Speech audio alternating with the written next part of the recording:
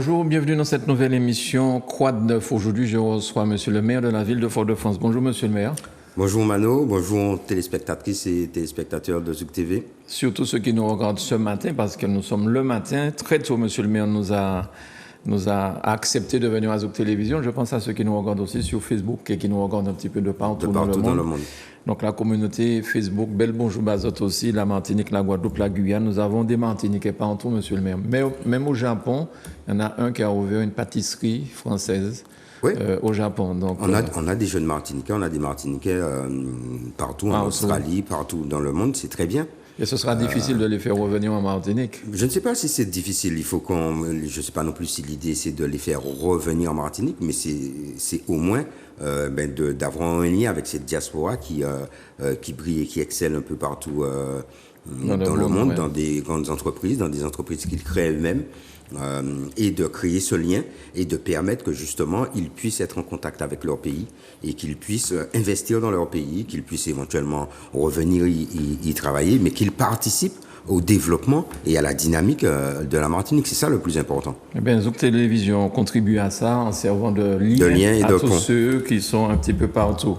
Alors, Monsieur le maire, dernièrement, on a entendu que la situation financière de la ville s'aggrave, comme le dit la CRC, c'est la Cour... La Chambre régionale des comptes. Alors, ici même sur Zouk Télévision, il y a eu une émission où il y a un certain nombre de choses qui ont été dites. Mais je vous remercie de nous permettre éventuellement de donner plus d'explications aux téléspectateurs qui ne comprennent pas et ils se demandent qu'est-ce qui se passe à la ville de Fort-de-France. Non, il ne se passe rien de grave à la ville de Fort-de-France. La situation financière de la ville ne s'aggrave pas.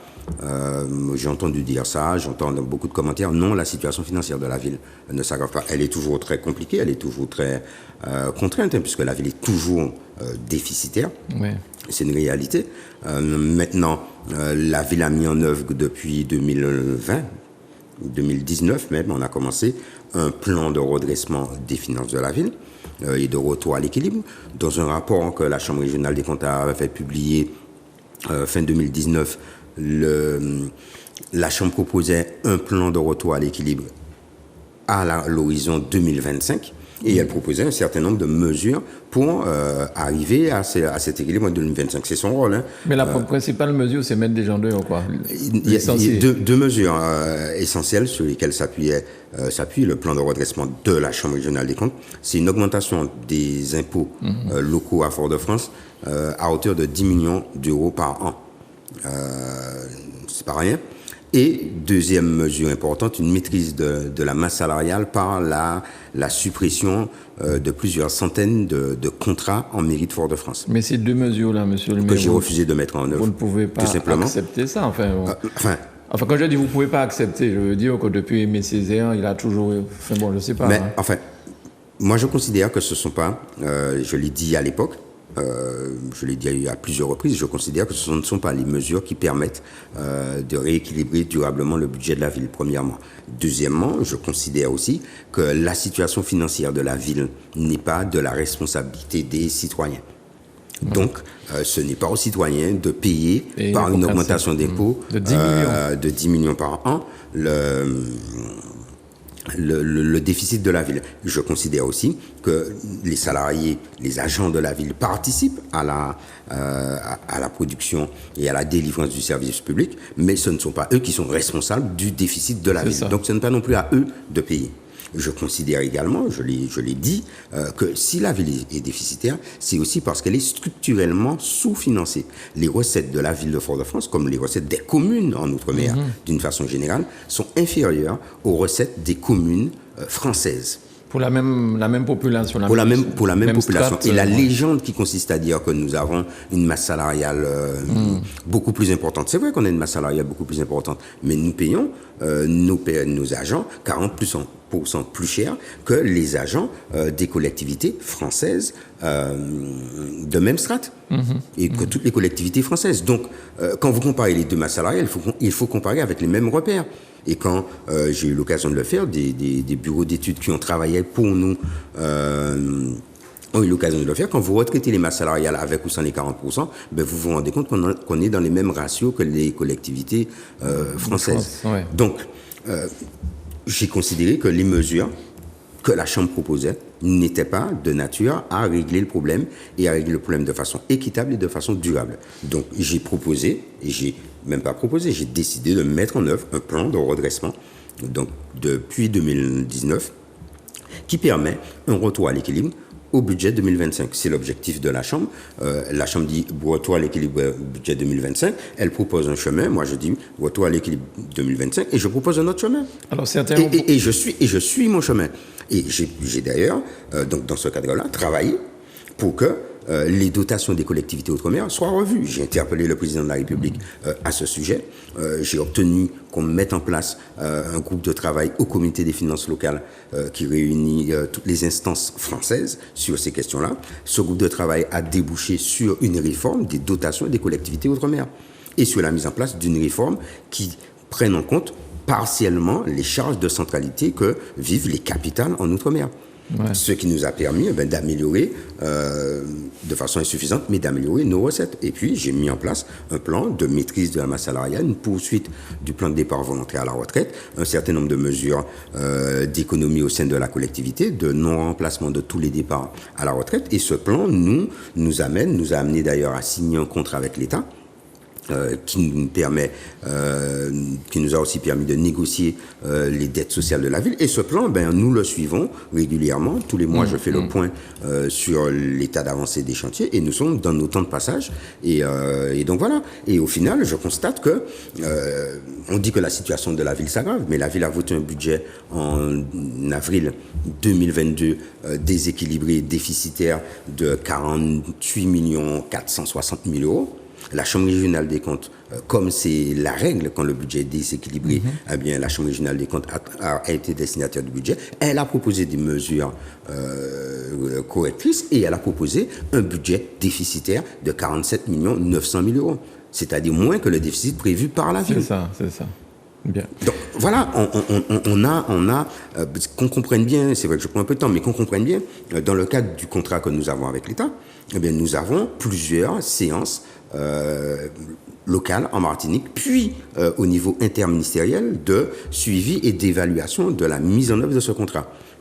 Ce contrat, qui a été signé par 10 collectivités en Outre-mer, quand on a fait les séances d'évaluation, et la dernière a eu lieu le 22 septembre 2022, tout le monde a constaté que la ville est sur ses temps de passage, que la trajectoire elle est respectée et que donc nous sommes partis pour un retour à l'équilibre budget 2025, ce qui nous a permis, de mobiliser une subvention de 1 300 000 euros en fonctionnement au titre du contrat et, vu que nous sommes même sur certains ratios en avance, de mobiliser une subvention exceptionnelle de 2 200 000 euros au titre des efforts de redressement et de la bonne trajectoire de redressement de la ville. Donc ça, c'est la réalité de la situation. Alors, certains de vos opposants disent que vos comptes sont insincères.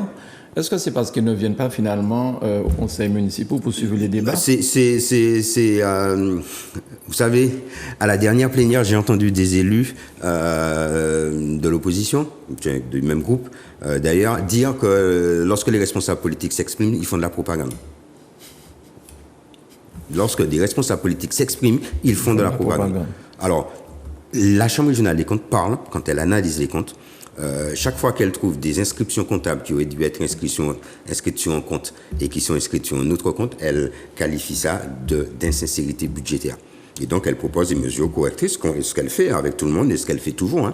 Il fallait inscrire ça là, pas là, et donc il faut corriger, etc. Et donc, c'est ce qui est en train d'être fait. Aujourd'hui, nos comptes sont clairs, ils sont transparents. Pour tout vous dire, puisque avant de voter mon budget, j'ai accepté que le magistrat qui suit les comptes de la ville ait accès aux éléments de préparation du budget. C'est vous dire que les choses se passent vraiment en toute transparence. Nous communiquons tous les éléments et nous procédons aux corrections. Par exemple, les comptes sont insincères, oui, lorsque la ville n'a pas passé des provisions pour 23 millions d'euros pour des équipements qui sont exploités par la CACEM et Odyssey. Et qu'on voulait qu'ils soient, et on veut toujours d'ailleurs, qu'ils soient inscrits dans les comptes de la ville. Alors, il faut parler des CACEM et Odyssey, mais il n'y a pas que. Il y a toute la Martinique qui utilise Fort-de-France. Il y a toute la Martinique qui utilise Fort-de-France. L'État a évalué lui-même, les services de l'État ont évalué les charges de centralité de Fort-de-France à 11 millions d'euros par an. de dépenses liées à la centralité de la ville. Et c'est d'ailleurs ce qui nous a permis de convaincre et d'obtenir que dans la réforme des dotations outre-mer, il y ait une enveloppe qui soit destinée aux villes qui vivent des charges de centralité.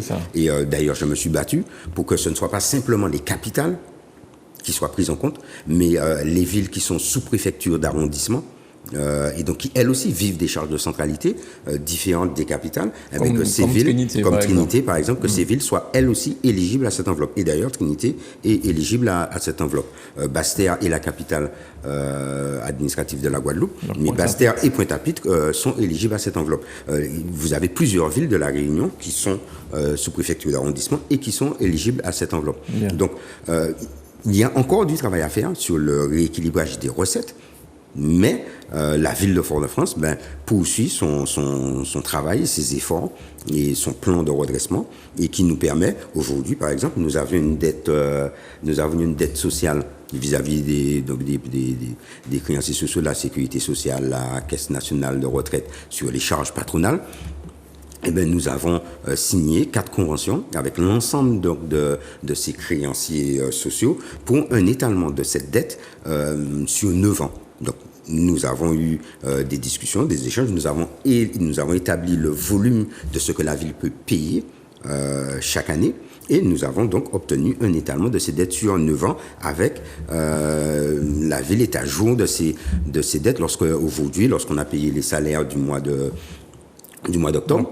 Lorsque nous avons payé les salaires du mois d'octobre, nous avons payé l'augmentation du point d'indice du 1er juillet au 31 octobre pour 1 400 000 € qui n'était pas prévu au budget, qui n'était pas prévu dans les recettes. C'est une décision du gouvernement. Mais en face de ces 1 400 000 €, il n'y a pas de recettes supplémentaires pour la ville. Voilà. Il faut prendre sur les économies que nous avons réalisées. Nous les avons payées, mais nous les avons payées chargées. C'est-à-dire que nous sommes à jour de nos cotisations sociales, par salariale, par patronale, sur l'exercice courant. Et nous payons nos dettes au fur et à mesure. Donc nous sommes dans une situation difficile, c'est vrai, mais nous sommes dans une situation qui s'améliore. Vous l'avez dit en début d'émission, vous n'allez pas augmenter les impôts, ça c'est clair. Absolument pas, non. Vous savez, quand l'État a supprimé la taxe d'habitation, et quand j'ai fait partie de ceux qui ont dit mais vous supprimez une recette fiscale, vous allez remplacer par une dotation qui va être figée dans le temps. Toutes les augmentations liées à la recette fiscale de la taxe d'habitation vont être perdues par les collectivités. C'est une réalité. Et vous savez ce que l'État nous a répondu? Vous n'avez qu'à l'augmenter avant qu'on ne supprime. Et moi, j'ai refusé de faire ça. J'ai refusé d'augmenter la taxe d'habitation, sachant qu'elle allait être supprimée. Et je refuse d'augmenter la taxe foncière et d'augmenter les impôts locaux, parce que je considère que dans le contexte actuel où les choses sont difficiles, où le pouvoir d'achat, les gens ont du mal à joindre les deux bouts, y compris le personnel municipal, y compris les agents municipaux. Je considère que dans ce contexte-là, il ne revient pas aux élus locaux d'accentuer la pression fiscale, donc d'accentuer les difficultés que vivent les gens. Donc je n'ai pas augmenté la taxe, les impôts locaux. La ville n'a pas augmenté ses impôts locaux depuis 1999. D'accord, donc là vous arrivez à redresser en fait en 2025. Oui, on arrive à redresser, notre situation s'améliore, notre capacité de paiement s'améliore, notre trésorerie s'améliore, nos dépenses sont maîtrisées, nos recettes s'améliorent, et donc nous avons une stratégie, un plan de redressement avec plusieurs mesures. Il y a 29 mesures qui nous permettent. Nous avons signé ce qu'on ne sait pas non plus, ce qu'on ne valorise pas, mais lorsque moi je suis transparent. Donc, lorsque j'ai reçu le rapport de la Chambre régionale des comptes, lorsque j'ai la réalité de la situation financière de la ville, j'ai rencontré les partenaires sociaux, les syndicats, et je leur ai dit, voilà la situation de la ville. Voilà ce que me demande la Chambre, voilà ce que moi je projette de faire. D'accord. Je les ai informés. Et la réaction a été de me dire, monsieur le maire, est-ce que tu es d'accord pour qu'on participe à l'effort de la ville pour le redressement? Donc, est-ce que tu es d'accord pour qu'on fasse des propositions permettant de redresser les finances de la ville? Oui, ils ont travaillé pendant 1 an et on a signé un plan, un accord cadre, voilà. On a signé un accord cadre avec un certain nombre de mesures, de propositions qui ont été faites par les partenaires sociaux. On a mis en place des groupes de travail de façon à ce que les agents municipaux soient eux aussi impliqués dans cette dynamique-là. Donc nous avons notre plan de redressement, nous avons nos mesures, nous les mettons en œuvre, nous les suivons régulièrement. Et d'ailleurs, la Chambre régionale des comptes, parce que tout le monde regarde les critiques qui auraient pu être adressées par le rapport de la Chambre. Mais personne n'a lu que la Chambre a dit que les mesures prises par la ville de Fort-de-France et que la situation de la ville de Fort-de-France s'améliore. Personne n'a lu ça dans le rapport, enfin ne dit qu'il l'a lu dans le rapport de la Chambre. La situation s'améliore tellement que la Chambre fait des propositions et le préfet arrête le budget. La Chambre a proposé un budget déficitaire à 47 900 000 euros. Le préfet a arrêté un budget déficitaire à 38 millions.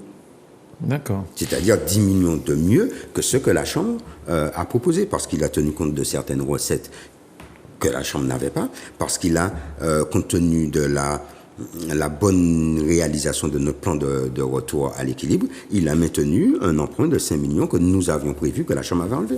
Donc cette histoire de la ville de Fort-de-France est sous tutelle, c'est pas vrai? La tutelle des collectivités locales n'existe pas dans le droit français. C'est de la propagande politique, mais la tutelle des collectivités locales n'existe pas dans le droit français. C'est le maire qui exécute son budget, c'est le maire qui fait ses choix, c'est le maire qui fait les mandats, c'est le maire qui paye. Les élus locaux ne sont pas sous tutelle. Maintenant, lorsque votre budget est déséquilibré, lorsque votre compte administratif est déficitaire à plus de 5%, la Chambre régionale des comptes analyse les raisons de ce déficit et fait des propositions de correction. Et c'est le préfet qui arrête le niveau des corrections qui sont apportées. D'accord. Voilà.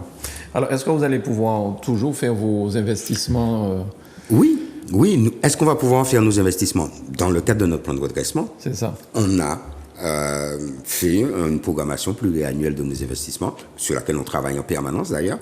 On a donc planifié un certain nombre d'opérations d'investissement sur le territoire de la ville. Il est clair que, vu notre situation financière, vu les contraintes que nous avons, nous ne pourrons pas tout faire. Et donc, on est obligé de faire des choix. Et le premier choix qui a été fait pour l'année 2022, par exemple, ça a été de lancer notre plan de réhabilitation totale de l'éclairage public. Et donc, on a programmé, il y en a pour 15 millions d'euros quand même. Il y a 18 000 points lumineux à Fort-de-France, on va en faire 12 000 là.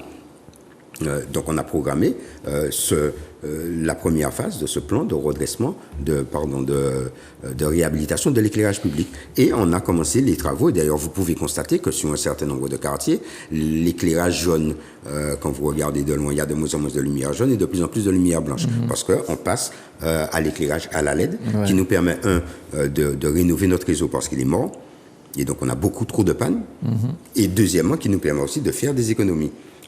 Dans le budget 2022, on a prévu, par exemple, de remplacer, on a construit un pont, on a pour 500 000 euros, on a construit un pont pour mettre en sécurité des habitants de Tivoli, Rodat, sur la ravine Gressa, parce que le pont menaçait de s'effondrer, d'être emporté par la rivière, et donc de couper un certain nombre d'habitants de l'accès à la route, et donc de les isoler. Donc on a, ça faisait plusieurs années que ce pont était en danger, et donc on l'a reconstruit.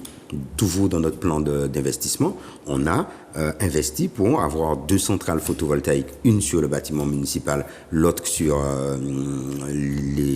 le parc de la Trompeuse, les services techniques, permettant d'alimenter la recharge de véhicules électriques. Donc nous avons acheté une flotte de véhicules électriques. Nous avons donc une douzaine de véhicules électriques de mémoire en mairie qui sont rechargés par des batteries, des panneaux photovoltaïques qui alimentent des batteries. Et lorsque les véhicules ne chargent pas, ces batteries alimentent le bâtiment administratif et le bâtiment de la trompeuse. Donc nous poursuivons... Alors, est-ce que vous avez fait un PPP, un partenariat public-privé pour tous ces investissements? Non, on n'a pas fait de partenariat public-privé. Partenariat public-privé voudrait dire que c'est le privé qui fait les investissements et la ville paye un loyer. C'est ça. Et après un certain nombre d'années, ça vous revient? Et après un certain nombre d'années, ça nous revient. Non, on a lancé des marchés Donc on a une assistance à maîtrise d'ouvrage pour l'éclairage public. On a choisi une entreprise pour réaliser les travaux, que ce soit pour l'éclairage public, que ce soit pour les centrales photovoltaïques. Et la ville donc est le propriétaire et le bénéficiaire des économies qui sont réalisées. Par contre, on a mobilisé, et c'est ça aussi qui nous permet de faire nos investissements malgré la situation difficile. On a aussi mobilisé du partenariat, on a mobilisé des fonds européens, on a mobilisé la collectivité territoriale, on a mobilisé des fonds de l'État qui permettent de minimiser l'apport de la ville, l'apport personnel que nous avons à mettre, et donc ce qui permet de peser le moins possible sur le budget de la ville. Et puis on a aussi discuté, et on est en train de le faire toujours, pour avoir des préfinancements de ces opérations. Parce qu'un des problèmes que les collectivités rencontrent, c'est que quand vous faites des travaux, c'est comme nous, il vous faut avoir l'argent pour payer les travaux. Oui. Et après, vous allez justifier de la réalisation, et là, vous allez toucher la subvention. Et donc, ça va peser sur votre trésorerie, et ça peut vous mettre en difficulté. Donc, on discute des préfinancements, et donc c'est notre partenaire qui va payer les factures et qui va percevoir la subvention. Et donc sur le budget de la ville ne pèse réellement que l'apport de la ville. Ça permet là aussi de mener les travaux dans des rythmes qui sont soutenables. Donc non, on a prévu et on a fait un certain nombre de réparations de voiries, parce qu'on a de vrais problèmes de voirie. Donc on a prévu, on a fait un certain nombre de réparations. Depuis la saison cyclonique, on a encore des routes comme Tivoli, comme Morne-Laurent, comme Dillon, comme Morne-Morisseau, dans le centre-ville aussi. On a beaucoup de voies qui se sont abîmées. Et donc, l'avis de la Chambre étant rendu,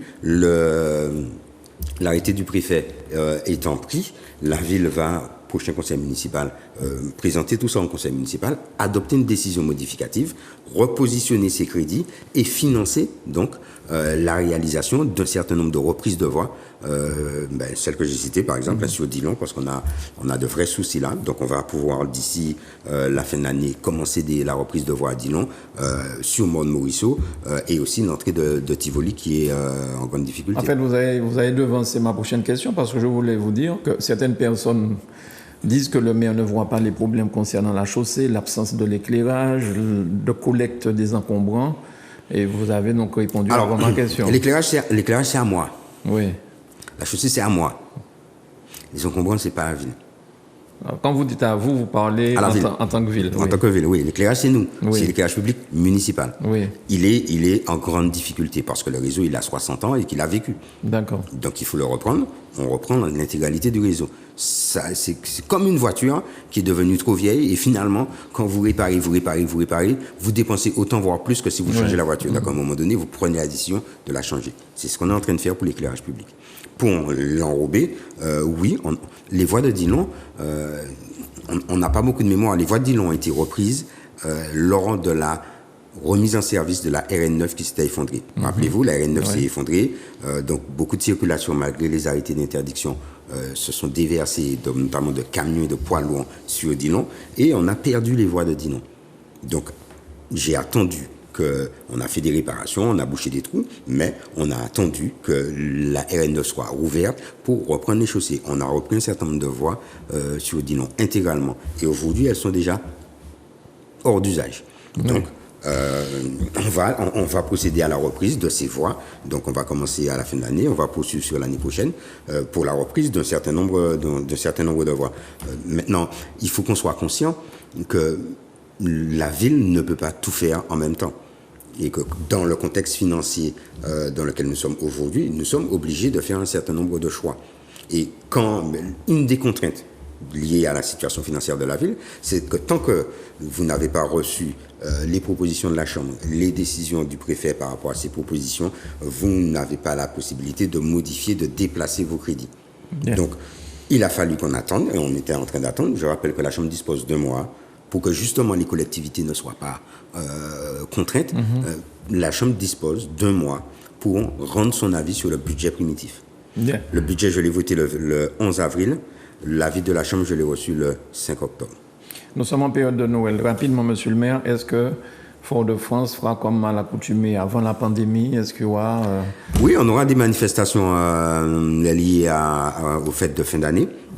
Nous travaillons avec les 2 associations d'acteurs économiques et de commerçants sur le centre-ville pour avoir une animation commerciale et pour accompagner nos acteurs économiques dans le centre-ville. Donc nous travaillons avec eux, un programme d'animation. Et puis nous travaillons avec l'Office de tourisme communautaire qui lui a en charge la mise en œuvre des boucans de la baie. Les boucans de la baie. Et je rappelle que sur l'ensemble de ces manifestations, l'objectif pour la ville, c'est encore une fois de pouvoir offrir des moments et des espaces de cohésion dont on a bien besoin après la pandémie, mais que le financement ne se fasse pas sur le budget de la ville, mais que ce soit un financement partenarial, parce qu'au final, ce sont des manifestations qui bénéficient à tout le monde. Toute la Martinique. Et des acteurs économiques qui se trouvent de l'autre côté de la baie voient leur chiffre d'affaires augmenter, parce que de l'autre côté de la baie, on voit le feu d'artifice des boucans de la baie. Ce sont aussi des manifestations qui permettent à notre tissu artistique, culturel, de pouvoir vivre. Donc on voit toujours c'est de l'argent que vous dépensez. Oui, c'est de l'argent public qu'on dépense. Mais cet argent public, on le dépense pour payer des artificiers, pour payer des prestataires de sonorisation, pour payer des entreprises martiniquaises qui travaillent dans ce domaine-là à cette occasion-là. C'est pas de l'argent qu'on crame. Et même le feu d'artifice, parce que j'entends ça, vous brûlez de l'argent. Le feu d'artifice, c'est une entreprise martiniquaise qui réalise le feu d'artifice, qui s'approvisionne et qui réalise le feu d'artifice. Donc c'est encore une entreprise, ce sont des Martiniquais qui bénéficient de ces investissements qui sont faits. Très bien. Merci beaucoup, monsieur le maire, d'être venu à Zouk Télévision pour nous donner toutes ces explications, parce qu'on entend beaucoup de choses, je vous dis. Bon, là, les gens, en regardant cette émission, même s'ils vont pas au conseil municipal, au moins ils auront les réponses. Oui, moi je suis toujours disponible à expliquer, à dire ce qu'on fait. Je ne cache pas, j'ai pas de choses à cacher. Et je pense que c'est important que les citoyens soient informés, soient correctement informés pour pouvoir se faire leur propre opinion. Merci beaucoup, monsieur le maire. À bientôt Merci sur à Zouk vous. TV. Merci à Manuela, merci à vous. Bye bye.